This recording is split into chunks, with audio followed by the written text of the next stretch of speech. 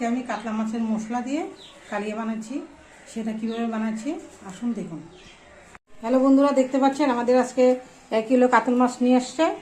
তো কাতল মাছের ঝোল করব কিভাবে সেটা আপনাকে দেখাচ্ছি। তো আমি সবগুলি মাছের রান্না করব না, কেন আমার যতটুকু দরকার আমি অতটুকু করব, ঠিক আছে? রেখে দিব, আমি এতগুলি করব না। বন্ধুরা দেখতে পাচ্ছেন আমি গ্যাসটা জ্বলে দিচ্ছি। এখন আমি কড়াই চাপিয়ে দিব। কড়াই গরম হলে তেল দিয়ে দিব। এখন মাছটা মেখে নিয়েছে, মেখে নিব। দিয়ে দিচ্ছি হলুদ, দিয়ে দিচ্ছি অল্প লঙ্কার গুঁড়া, দিয়ে দিচ্ছি নুন, পরিমাণ মতন নুন। এখন মাছটাকে সুন্দর করে মেখে নেব।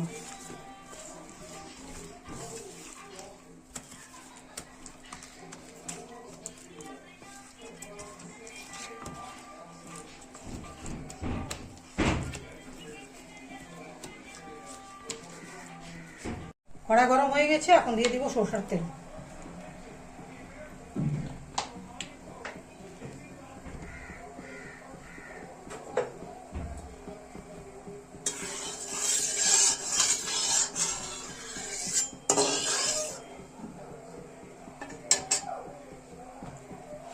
এখন দিয়ে দিব মাছটা মেখে রেখেছি, এটা ফ্রাই করে নেব।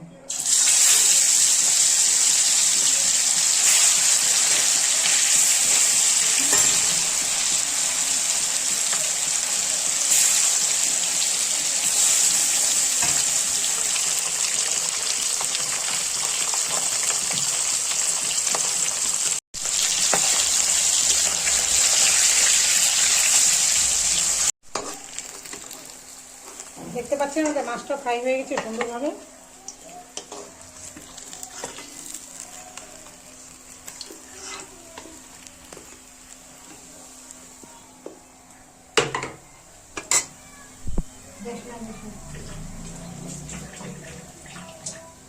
মাছ ভাজা তেলটার মধ্যে আমি দিয়ে দিচ্ছি তেজপাতা, গোটা জিরা,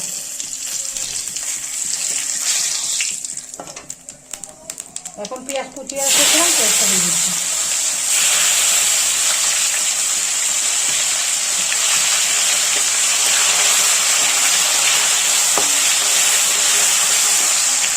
দেখতে পাচ্ছেন আমি পেঁয়াজ আর আদা বেটে রেখেছি, সেখানে দিয়ে দিচ্ছি হলুদ,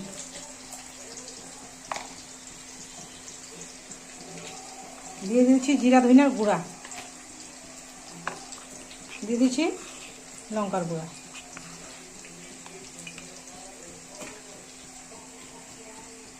এটাকে জল দিলে অল্প মিক্স করে নিয়েছি, জ্বলে যাবে কড়াইতে দিয়ে।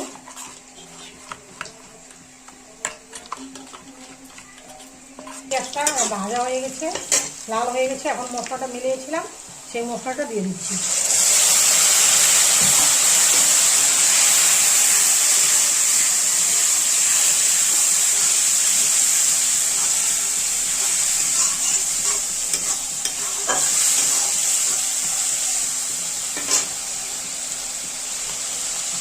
এখন দিয়ে দিচ্ছি আধা চামচ নুন, আধা চামচ নুন। আপনারা যে পরিমাণে খাবেন সেই পরিমাণে আপনারা দিতে পারবেন।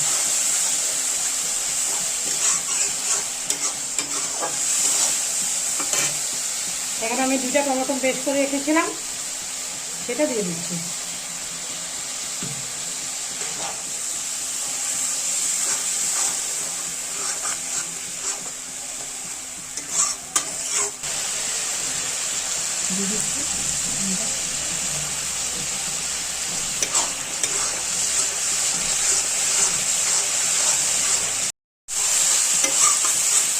দেখতে পাচ্ছেন আমাদের মশলাটা ভাজা হয়ে গেছে, তেল ছেড়ে দিচ্ছে।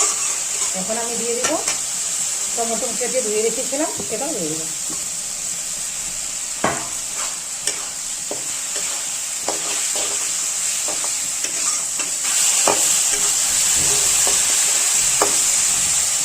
দেখতে পাচ্ছেন আমাদের মশলাটা ভাজা হয়ে গেছে, সুন্দর সুন্দর সেন্ট বেরিয়েছে। এখন আমি দিয়ে দিব জল।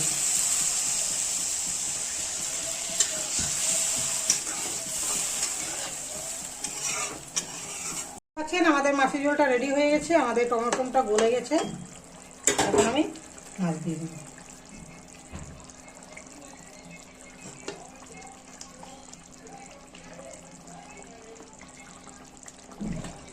সবগুলি মাছ দিচ্ছি না আমি, আমাদের যে কটা দরকার সেই কটা দিয়েছি।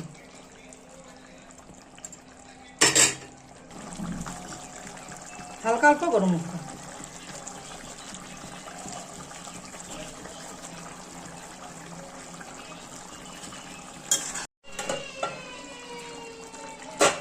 দেখতে পাচ্ছেন আমাদের মাছের ঝোল টমেটো দিয়ে করেছি, কি সুন্দর হয়েছে। এখন আমি অল্প ধনিয়া পাতা দিয়ে দেব।